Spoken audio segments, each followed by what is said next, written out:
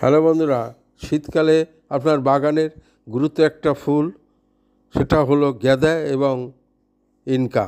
এই ফুলের খুব বাগানকে ভরিয়ে তোলে শীতকালে। কিন্তু প্রথম ফুল নেবেন না, প্রথম ফুল নিতে গেলে পরে ফুল পাবেন না।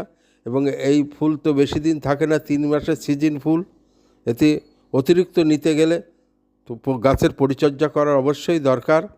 তো গাছের প্রথমে কুড়ি কাটবেন, শুকনো পাতা ঝরিয়ে ফেলবেন এবং মাথা কেটে দেবেন, দিয়ে গোড়ায় একটু ভালো খাবার, একটু সার জল দেবেন এবং দেখবেন পুনরায় কিছুদিন পরে বড় হবে এবং আপনার বাগানে ফুলে ফুলে ভরে উঠবে।